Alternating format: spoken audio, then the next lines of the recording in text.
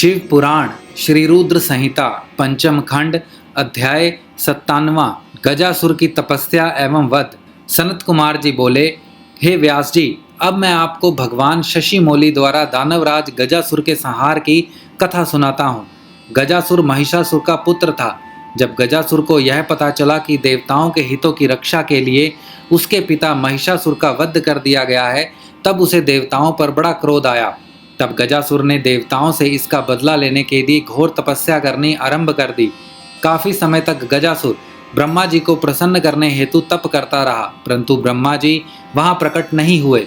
इधर दूसरी ओर उसके तप की ज्वाला धधकती जा रही थी, जिससे देवता चिंतित हो उठे। गजासुर की तपस्या से दग्ध होकर सभी देवता ब्रह्मा जी की शरण में गए और उन्हें गजासुर की तप की अग्नि से जलने की बात बताई। तब ब्रह्मा जी गजासुर को वरदान देने के लिए गए। गजासुर ने ब्रह्मा जी की स्तुति कर उनसे महाबली और अजय होने का वरदान प्राप्त किया। तत्पश्चात ब्रह्मा जी उसे वर देकर वहां से अंतर्ध्यान हो गए। ब्रह्मा जी से अपना मन चाहा वरदान पाकर गजासुर प्रसन्नता पूर्वक अपने स्थान को आ गया। वरदान पाकर वह गर्वित महसूस कर रहा था। उसने चारों दिशाओं में अपने राज्य का विस्तार करना आरंभ कर दिया था। उसने तीनों लोकों सहित देवता, असुरों, मनुष्यों और इंद्र आदि तथा सब गंधर्वों को जीतकर उनके तेज का हरण कर लिया। उसने सभी को बहुत परेशान किया। पृथ्वी पर रहने वाले सभी ऋषि मुनियों, तपस्वियों, साधु संतों और ब्राह्मणों को गजासुर दुख देने लगा तथा उनके कार्य में बाधा डालने लगा। इस प्रकार गजासुर अपना राज्य फैलाता जा रहा था। एक बार वह भगवान शिव की प्रिय नगरी काशी में जाकर वहां सबको सताने लगा।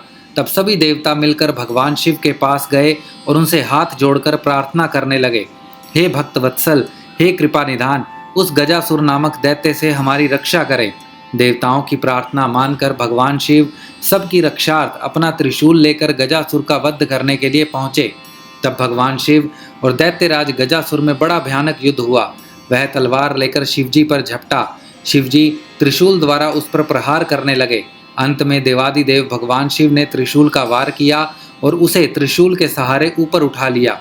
इस प्रकार जब त्रिशूल ने उसके शरीर को भेद दिया, तब अपना अंतिम समय निकट जानकर दैत्यराज गजासुर भगवान शिव की आराधना करने लगा और शिव जी को प्रसन्न करने हेतु उसकी स्तुति करने लगा। गजासुर बोला, हे महादेव, हे कल्याणकारी, हे भक्त वत्सल, आप तो सबके ईश्वर हैं, देवों के देव महादेव हैं। आप सदा अपने भक्तों की रक्षा करते हैं और सदा भक्तों के अधीन रहते हैं। आप सबका कल्याण करने वाले तथा सबके कष्टों का निवारण करने वाले हैं। आप निर्गुण निराकार हैं। सब शरणागतों की रक्षा कर आप उनकी इच्छाओं को पूरा करते हैं। ऐसे देवादिदेव भगवान महादेव शिव को मैं प्रणाम करता हूँ। प्रभो, मुझ पर प्रसन्न होइए और मेरे कष्टों का निवारण कीजिए। दैत्यराज गजासुर की भक्ति भावना से की हुई उत्तम प्रार्थना को सुनकर भगवान शिव को बहुत प्रसन्नता हुई। वे बोले, दैतेंद्र, मैं तुम पर प्रसन्न हूँ, जो चाहो मांग सकते हो। तुम्हारी मनोकामना मैं अवश्य पूरी करूँगा। भगवान शिव के वचनों को सुनकर गजासुर प्रसन्नता पूर्वक बोला, हे देवादिदेव भक्त वत्सल भगवान शिव, यदि आप सच में मेरी आराधना से प्रसन्न हुए हैं तो मेरी विनती स्वीकार करें।